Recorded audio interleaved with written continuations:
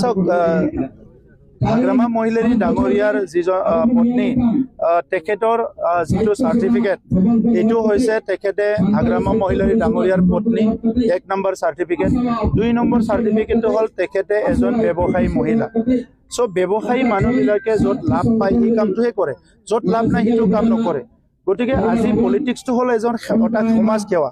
ইয়াত ৰাতিপুৱা 6টাৰ পৰা ৰাতি 12টালৈকে কাম কৰিব লাগিব গতিকে এনেকুৱা পৰিৱেশত আজি নিৰ্বাচনে খেলিব আহিছে কালি কি হ'ব এইটো আজি বহুত ৰাইজে বুজিছে বহুত ৰাইজে বুজি নাপাবও পাৰে কিন্তু কথা হৈছে লৰেন্স ইছলাৰী ডাঙৰীয়া ইয়াৰ তুলনাত বহুত আগত আছে তেখেতে 25-30 বছৰ সমাজ সেৱা কৰিছে সংগ্ৰাম কৰিছে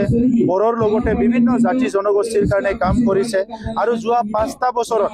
ৰেষ্টলেছ কাম কৰি পেলাই কোকৰাঝাৰত বহুতখিনি উন্নয়ন তেখেতে আনিছে আমাৰ এই সময়ত MCLA নাছিল কোকৰাঝাৰ বিধানসভা সমষ্টিৰ ভিতৰত কিন্তু এজন বিধায়ক হৈ পেলাই আজি সৰলপাৰা ৰাস্তাৰ পৰা লৈ কোকৰাঝাৰত অডিটৰিয়াম নিৰ্মাণ গাঁৱে ভূঞে বিভিন্ন ৰাস্তা কালভাৰ দলং বিভিন্ন উন্নয়নবিলাক আঁচনিবিলাক আনিছে এইটো ৰাইজে দেখিবলৈ পাইছে কঠিন সময়তো